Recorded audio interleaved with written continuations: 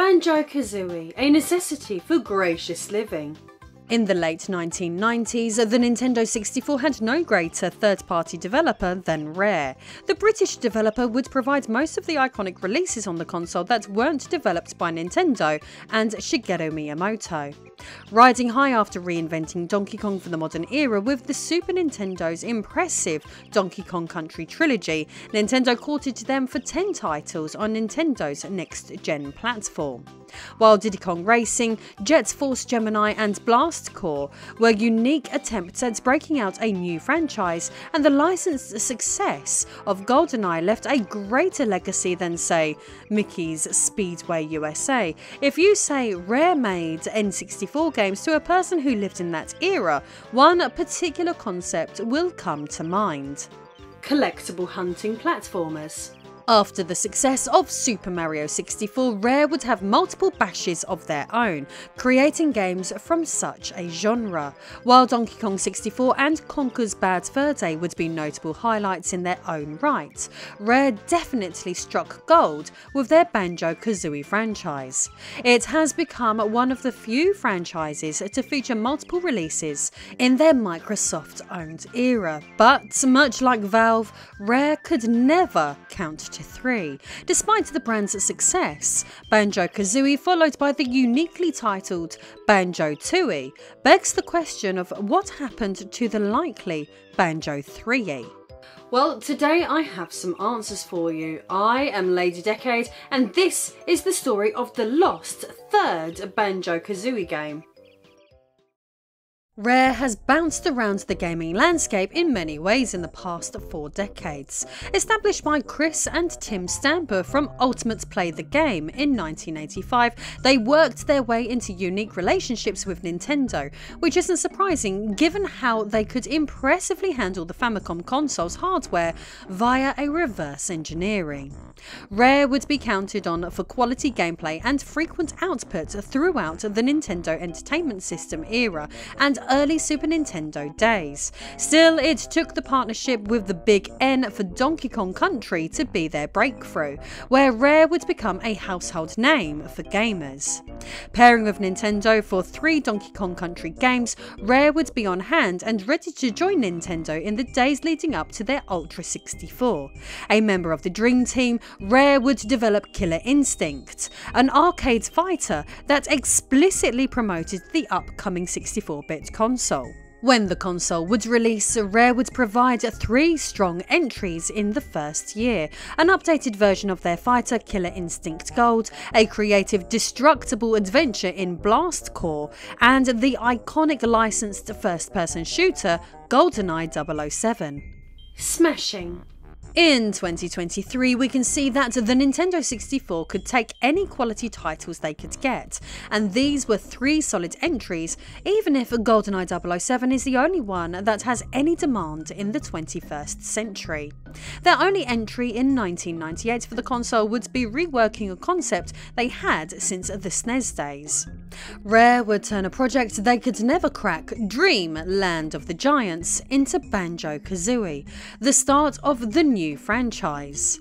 Focusing on the bear Banjo and his bird friend Kazooie, this would take much of the playstyle pioneered by Shigeru Miyamoto's Super Mario 64 and enhance it with various movesets, a significant upgrade to the number of collectibles, and a good amount of British humour. The game featured the pair of characters playing as one, with Kazooie functioning much like Yoshi would in several adventures, as a means of conveyance for the burly man, or in this case bear, going on the adventure. Praised for its graphical design, music, replayability, and effectively being a Nintendo game, despite Nintendo just assisting when needed, the game quickly garnered an iterative sequel, Banjo-Tooie, that did more of the same. Introducing new moves, levels and more, it was a true sequel and evolution, but not a revolution. Metacritic puts the original at 92 and the sequel at 90, meaning they are some rather strong platformers, but the sequel had a little less impact. Beating the sequel leads to something we're all used to nowadays, the endgame teaser for the future. Gruntilda, the Bowser to Banjo and Kazooie, threatens to get her revenge in Banjo 3E. Released in 2000, time would be running out for any sequel, or threequel in this place, returning for another adventure on the rapidly aging cartridge-based console in the face of the more successful PlayStation in the West, and even the Saturn in the East. The GameCube was on its way, and come September 2001, Nintendo would be putting all its power behind the cute little cube. The console they innovated by adding a handle.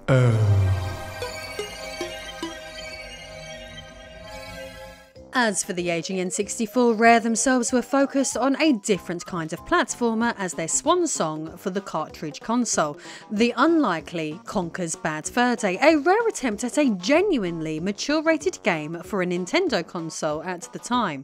Yep, in the 1990s, Nintendo was the pure and innocent brand, threatening that Night Trap would never be on a Nintendo console. In 2023, we know the Nintendo Switch is one of the many consoles that you can play Night Trap on, and they're frequently the home of less censored or outright uncensored games, while Sony tends to be the one who stamps those things down now. As for Conker himself, he has been one of the company's most tortured projects, with the character being introduced as a family-friendly animal mascot in Diddy Kong Racing, and receiving an adventure title of the ilk on the Game Boy Color, before drastically being reinvented into a rude and crude platformer. At this time, Rare would begin focusing on the next generation and what Project Dolphin could provide that Project Reality could not. Space World 2000 would feature an appearance from both Banjo and Kazooie, teasing the characters for future appearances on Nintendo's next console. These characters and others from the Banjo universe would appear in a tech demo running from enemies. Sadly for this trailer, it was never explicitly announced that Banjo 3E would be coming to GameCube, but it would certainly be heavily implied. The tech demo would function as a glimpse at the processing power of the upcoming console that Rare publicly showed that they would support full throttle. This is sad, as Star Fox Adventure would be the only Rare game we would get on the hardware. Really? Just Star Fox Adventure? Yep, a retooled version of the original pitch Dinosaur Planet, and Star Fox Adventures would insert Nintendo's spacefaring crew into the Zelda-like adventure released on the 23rd of September 2002. That's not even after a year of the GameCube being on the market, so what possibly could have gone wrong this early?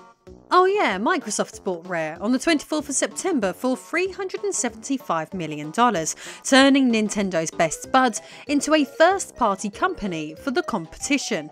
So no Banjo 3E would ever surface on Nintendo hardware. Shifting focus, now creating games for the Xbox brand, Rare would release Grabbed by the Ghoulies and re-release Conker for the system, but beyond a few Game Boy Advance games, Rare seemed adrift. Their classic adventures weren't exactly what Halo fanboys were clamouring for, and their new attempts didn't exactly grab anybody by, well, the Ghoulies. Despite this, people often forget Banjo and Kazooie's adventures continued on the Nintendo consoles, just on a handheld rather than on the GameCube, an Xbox Direct competitor. There would be a pair of GBA Rare titles, the isometric mid-core Grunty's Revenge, and the attempt to chase that Diddy Kong Racing high again with Banjo Pilot. With neither title being barn burners and the original Xbox era winding down, developers knew that Microsoft was about to abandon this generation for the next one, that of the Xbox 360. This potentially meant that devs would toss or return their development kits for the original console and commence work on a Banjo 360 game, potentially meaning we would finally get to experience that coveted Banjo 3E game that had been joked about in Banjo Tooie a few years earlier. Fans would soon be teased with a project known as Banjo X, but what exactly was this? Well, nobody can speak on Banjo X as well as the people at Banjo-Kazooie Wiki, so I'll leave it to them to put it simply. Banjo-X was a remake of Banjo-Kazooie that Rareware were developing for the Xbox in 2005, which was eventually cancelled and redeveloped into Banjo-Kazooie Nuts and Bolts. In an effort to surprise players who are familiar with Banjo-Kazooie, the game would have been advertised as a straightforward remake with very few changes, but in reality would diverge wildly from the original as it progressed.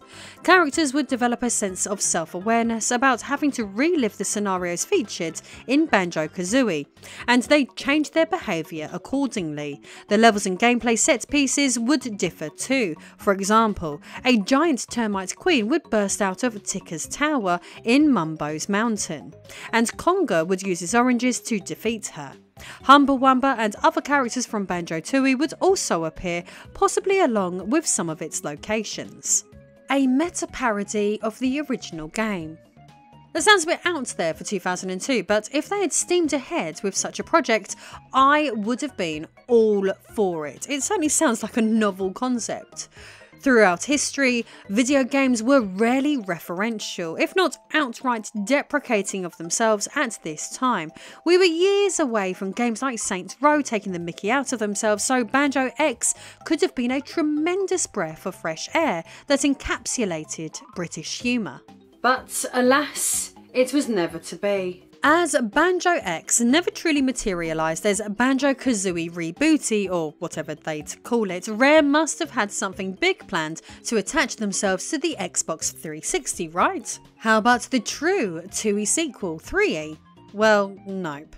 We instead got a double dose of old and new, Perfect Dark Zero and Cameo Elements of Power, games that were available on day one of the console and did okay, I guess. But despite being deprived of our beloved Bird and Bear combo then, Banjo-Kazooie would eventually return one day, but not quite yet. We would get 3 Viva Pinata games in the interim, but after Rare had dusted off all of those, the world would finally be graced by a new Banjo game. Banjo-Kazooie Nuts and Bolts. This game, released in 2008, wasn't exactly the Banjo game that fans wanted nor expected, leading to many gamers boycotting this title altogether. For those who have not touched the game, it somewhat adapts the Banjo-X mindset of being a parody of the previous titles. Still, it differs drastically in gameplay mechanics from any of its predecessors. Essentially, the moment you power the game on, you're off on an adventure, collecting many musical notes. Way too many and way too slow, but that's not the main thing that annoyed Banjo fans about this one. The main problem was that the game quickly dovetails into a vehicular building platform mess that did not catch on with fans. There's a reason nobody speaks as highly of Nuts and Bolts as they do the other titles in the Rare canon, as it simply didn't match the popularity of what came before it.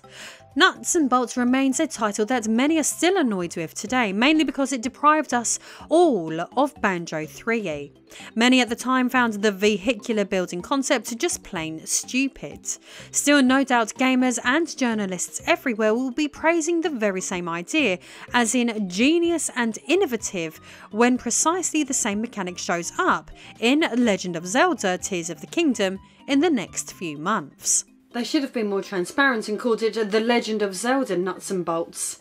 After the Banjo Nuts and Bolts game sales were flagging, Microsoft decided to rework their no longer newbie first-party developer into focusing on the avatars and the gameplay of the upcoming Kinect mid-lifecycle relaunch of the 360.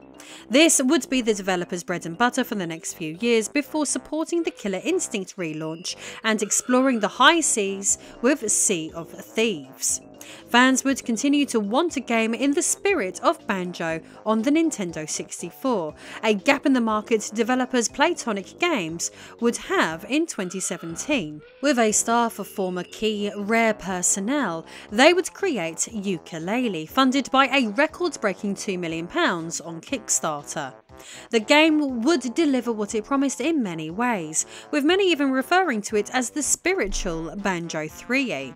As for the official Banjo and Kazooie brand, it would get its original titles ported to the Xbox 360 and included in the Xbox One's fantastic Rare Replay collection.